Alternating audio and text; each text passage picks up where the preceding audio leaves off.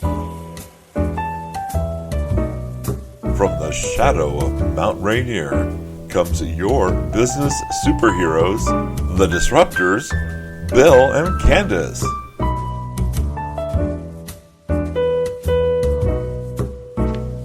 We're the Disruptors. Wow, we got a show for today, Candace. I'm excited. Are you really excited about this? I am. That's Our great. guest is amazing. He is very amazing. Today we're going to be talking to Ken Rivers, and we're going to be talking about a really unique business opportunity.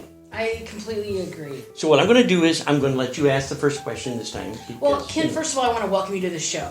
I'm so grateful that you've chosen to come on our show, and thank you so much. I am really intrigued by this topic, and the topic is government contracts and so much more. So, first of all, tell us just a little bit about yourself. Well, I joined the military in 1980 and retired out of the military after 24 years of service. I was a military policeman for a while, and I spent some time as a military police investigator, which I was excited about for a while, but I wanted to do something a little bit more challenging, and so I decided to jump out of planes and transferred over to Special Forces. Wow. So that was very interesting to me. I spent a lot of time managing a few multi-million-dollar budgets while I was on active duty. Been to probably 14, 15 different countries. So it was a good time.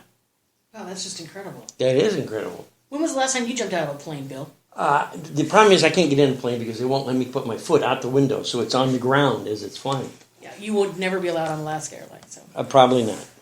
So, Ken, tell us, how did you get started in government contracts? Well, I didn't really know I had a passion for it initially. By managing multi-million dollar contracts for different products and services for my unit, my passion really came involved when I went over to overseas. And sometimes I found myself basically on a HAYU roster when I went to some of these locations for contracting. What again? Oh, Ken? HAYU roster, sorry. I'll okay. have to eliminate some of my military jargon. Oh, okay. But what HAYU roster basically is I was the senior person standing and responsible to manage the contracting duties or the purchase card duties. Oh, okay. And when we're in an overseas location. What that means basically is I was responsible for purchasing products and services for my unit or the entire organization. Oh. That sounds really complex. That does, doesn't it? Well, contracting can be complex, but these three positions kind of gave me my foundation and where I gained my interest in military contracts, both running a multi-million-dollar budget at the same time operating in the position of a contracting officer, and then even a purchase card holder. And what they do is they go out and they're the ones that actively go out and buy a specific product or service. So really? Where my excitement came in is we're in third world countries, and we actually make purchases, whether it's wood, raw materials, actually go build something in a schoolhouse, whether it's desks or tables, or we're buying water supplies, we're buying food. The impact on that community is twofold. And a lot of times, not only does it impact that individual shop owner as we come in and we buy 200 bottles of water or we buy the wood, it also impacts the local community. And so actually seeing that and how it's impacting the community is where I kind of had my roots kind of grew as far as the contracting world. Well, Ken, tell us, how big is the government contracting market? I mean, how big is it really? Well, just here in Washington State alone in 2016, I did a little research before I came, so hopefully that can answer the question as accurate as possible. Oh.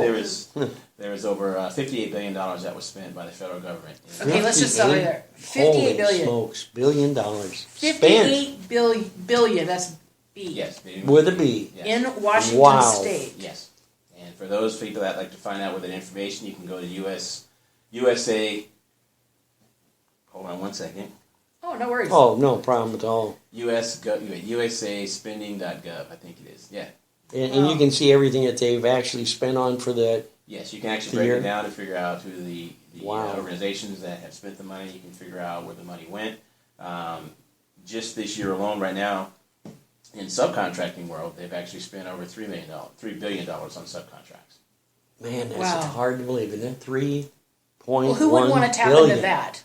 Well, any entrepreneur would really like to get a chunk of that, but we all know that there's problems that come along when you get into government bidding. And so, what does what does the government really buy? Do they have specified things they buy, or is it just the big contracts? Or give us kind of enlightenment of what they're actually purchasing.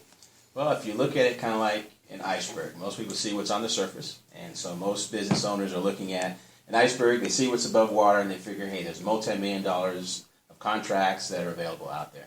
And a lot of people think that those are either in construction, landscaping, and cleanup or janitorial. But what a lot of people don't know is the government buys basically anything they can't manufacture or distribute. So they buy professional consulting services. There's cases where they've gone in and bought picture frames. They've bought artworks that are out there and available. They've bought child care services, utilities. They have a leasing organization. They reach out to leasing organizations, not just for vehicles, but also real estate agents for property. So there's a lot of different organizations that could benefit from government contracts. So are all the contracts? I mean, if I'm a small business, let's say I've just got a couple of employees, are they all like $1 million contracts, or is there? I mean, I'm assuming. I don't want to assume.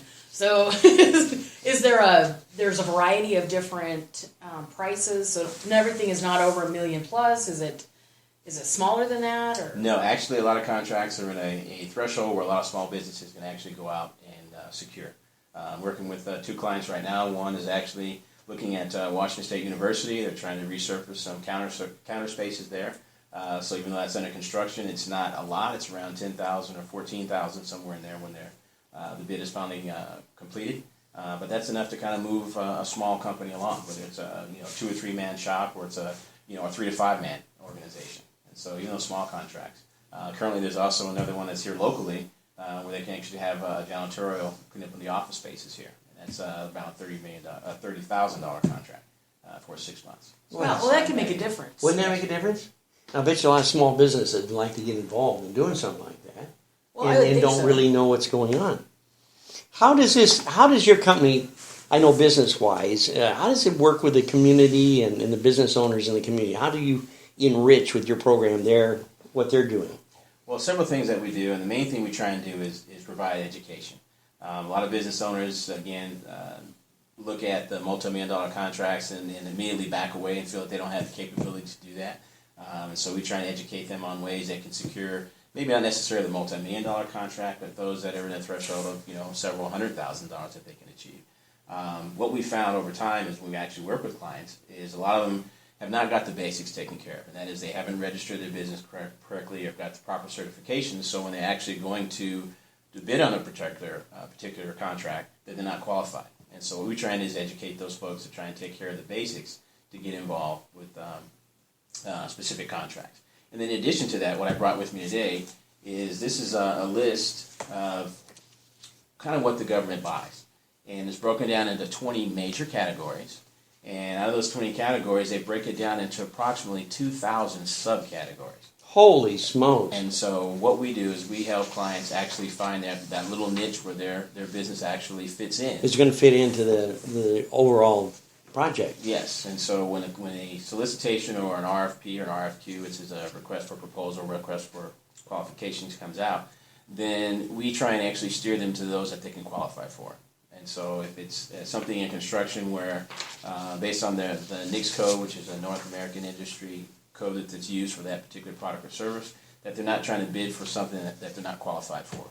And so we try and ensure that we educate them on focusing their time and efforts in the right direction. It's really amazing to me, and as Candace goes through the paperwork, it's always mind-boggling to me that when you get involved with the government, you have 5 reams of facts and figures and procedures and how to lick the envelope and how it's to be made out and labeled to get the process to get to the bidding. How does your company actually influence or help the individual work through that process? Is it through just education, or are you what we call a hands-to-hand business opportunity to coach and get things done? We basically can go end-to-end with our team. I'm certified in Agile Contract Management. I'm also certified as a business intelligence. And so I've got other individuals that I work with, PTAC, and other consultants that can work with me to help people and walk them through the process. And we do that in several different ways. One, we have a bid match platform where they can actually go up and identify some of the bids that are within the local area, both federal and state. We've got a software program that can actually assist and walk them through step by step. We have self-paced programs. We have do-it-yourself, step-by-step kits that can assist them as well. And we can also do the hands-on coaching. And so what we do we start out with a business assessment. We kind of give them an idea with their business, exactly where they're at. Are they close to the ability to bid on a contract? Are there things that they need to fix before they can actually get to that point? And if need be, then we can actually even write and work with them on proposals as well. Wow. I know I'm really excited to, when we first talked and we went over your website and all the work that you put in these last few years, putting this and honing this website down. And let's take a few minutes and talk about My Bid Connect and what kind of offers you have going for our listening audience and what My Bid Connect's all about. Well, My Bid Connect is a unique platform. It's proprietary software, and what it does, it aggregates the federal and state contracts under one single platform. Provides a network where actually contractors, whether prime contractors or subs, can network with each other to secure contracts. In addition to that, there's a job board in there, so if there's individuals seeking employment or any business that's on the platform that like to put a vacancy in their businesses there as well. In addition to that, if there's a supplier or a vendor out there that has a specific product that the government buys or local businesses buy, they can go up and make those available as well for purchase on the platform. That's incredible. Isn't that something? That's what our platform does in general. There's a few other things it does right now, but that's the stage we're at today. That's where you're at today. It's really interesting to me now. We've got a lot of vets coming home. We've got a lot of people that are unemployed. We've got a lot of entrepreneurs.